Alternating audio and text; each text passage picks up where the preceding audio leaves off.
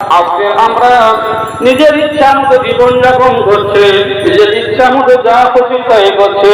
আজকে রাসূলের সুন্নাত ছেড়ে দিয়েছে, বিশ্ব নবী সাল্লাল্লাহু আলাইহি ওয়াসাল্লামের আদর্শকে ছেড়ে দিয়েছি, কোরআনকে ছেড়ে দিয়েছি। যার কারণে আজকে আমরা মুসলমান মারা যাচ্ছে।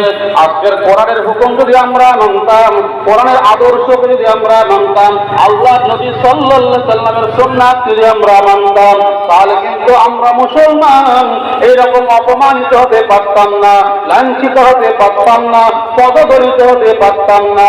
বাবাজি ভাইরা আমার, আল্লাহ রাব্বুল আলামিন কোরআনুল কারীমের মধ্যে জানিয়ে দিয়েছেন, ইয়া আইয়ুহাল্লাযীনা আমানু তাকুল্লাহা ওয়া কুলু কাওলান সাদীদা يصلح لكم أعمالكم ويغفر لكم ذنوبكم ومن يطع الله ورسوله فقد فاز فوزا عظيما। আল্লাহ রাব্বুল আলামিন কোরআনুল কারীমের 22 নম্বর পারা সূরাতুল আহজাবের মধ্যে আল্লাহ জানিয়েছেন, ইয়া আইয়ুহাল্লাযীনা আমানু তাকুল্লাহ।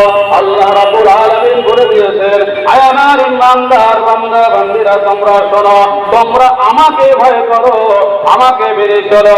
আল্লাহ জানিয়ে দিয়েছে, বান্দা তোমরা আমাকে ভয় করে চলো, আমার হুকুমকে তোমরা মেনে চলো। ফাকুলু কাওলান সাদীদা। আর আল্লাহ বলেছেন, তোমরা তোমাদের কথাগুলোকে সঠিক কথা বলো। আল্লাহ পাক বলে দিয়েছে। কিন্তু আজকের আমরা মুসলমান চিন্তা করে দেখি, আমরা সারাটা দিন চলাফেরা করি, আমরা কেমন পর্যায়ে চলাফেরা করি, আল্লাহর হুকুমটা কতটুকু আমরা মানি, আল্লাহ রাসূল সাল্লাল্লাহু আলাইহি ওয়াসাল্লামের সুন্নাতকে আমরা কতটুকু মানি। এবার যখন চিন্তা করে দেখো, আল্লাহ রাসূলকে যদি ভালোবাসা যায়, তাহলে দুনিয়াতে কামিয়াবি।